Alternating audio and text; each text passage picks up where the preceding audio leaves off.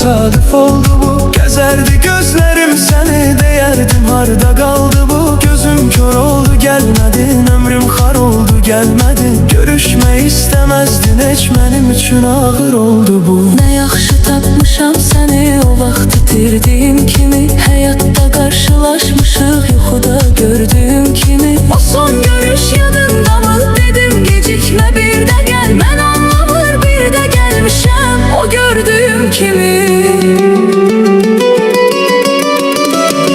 Necədir həyatım, necədir həyatım, məndən sonra, məndən sonra.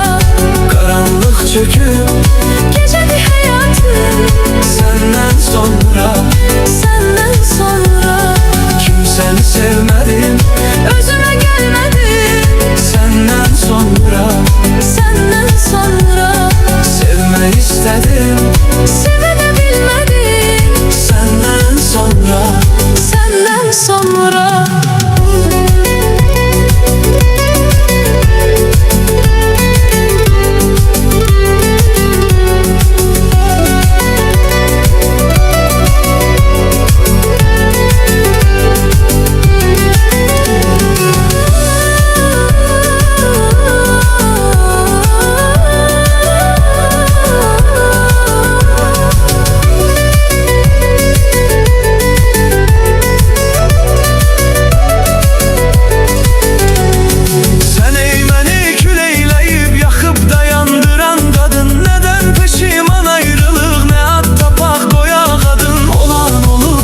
Keçib bugün nə gün danış biraz. Yeter ki mən bilim, məni bir an belə unutmadım. Bu sevgini, məhəbbəti unutmadım, unutmaram. İçimdəki bu yanğını soyutmadım, soyutmaram. Qayıtmaq istəsəm belə o körpülər uçub daha. Mən artıq ayrı yerdəyəm, qayıtmaram, qayıtmaram.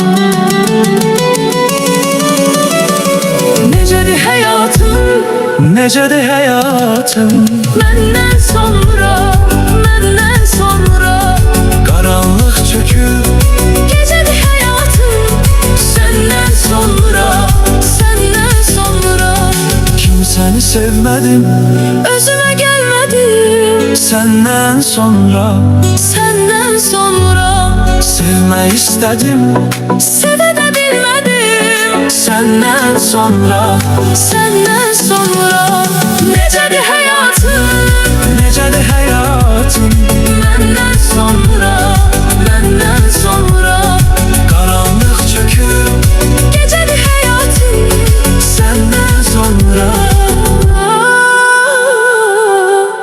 səndən sonra.